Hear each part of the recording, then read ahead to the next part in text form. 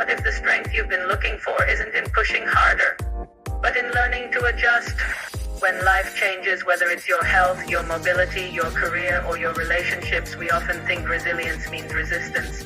But the truth is, the strongest people aren't the ones who stand unbent, they're the ones who adapt with grace. And that's what today's story is about, the courage it takes to keep showing up, even when the rules of life have changed. Welcome back to InspireAbility, where we explore stories of resilience, adaptation, and empowerment. I am Ruby, and today we're looking at one of the most underestimated forms of courage, the ability to adapt. Adaptation isn't about lowering your standards or giving up on your dreams. It's about rewriting the path step by step so your life still reflects who you are even when everything looks different. When I first had to adapt after my accident, I thought it meant losing independence. But I later realized it was teaching me a new kind of independence, one grounded in creativity, patience, and realism. And maybe that's what true strength really is. When life shifts suddenly through disability, illness, or even major transitions, the hardest part isn't always physical. It's emotional. I remember the first time I had to use a mobility aid in public. I hesitated at the door for nearly 10 minutes because it wasn't just about walking differently, it was about being seen differently. That's the quiet resistance adaptation brings. We grieve not just what we've lost, but the image we once had of ourselves. The version that could move fast, multitask endlessly, say yes to everything. Adaptation starts with acknowledging that grief, not ignoring it. You can't build new patterns while pretending the old ones didn't exist. You have to feel the loss to design something new. There was a moment about 6 months into recovery when I realized I couldn't keep doing life the old way. I was exhausted from trying to prove I was still the same person. That day, my mentor asked, "Ruby, what if independence doesn't mean doing everything yourself, but ensuring your needs are met even if that means accepting help?" That conversation flipped something inside me. I began to see assistive tools, support services, and accommodations not as crutches, but as enablers.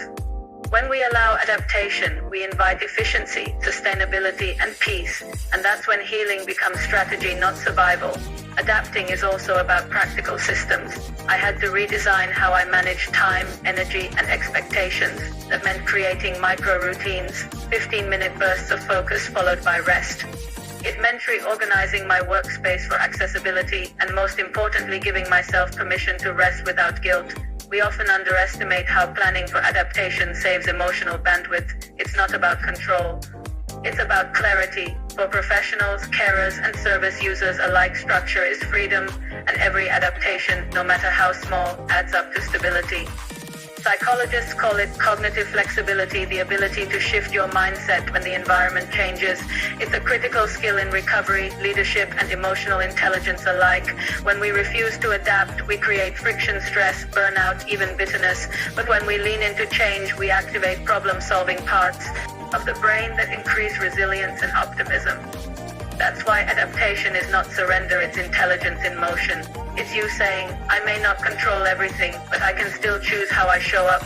That's leadership, whether in your home, your work, or your own healing journey. With time, adaptation stops feeling like compromise and starts feeling like empowerment.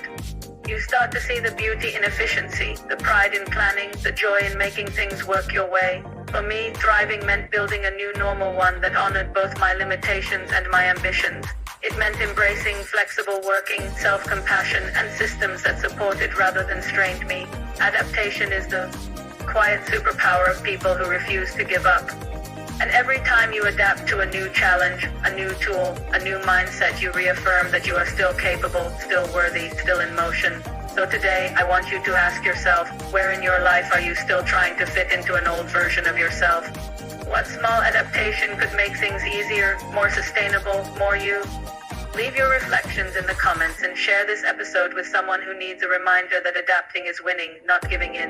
I'm Ruby, and this is InspireAbility. We don't wait for life to get easier, we build systems that make it work. Thank you for watching, and see you next time.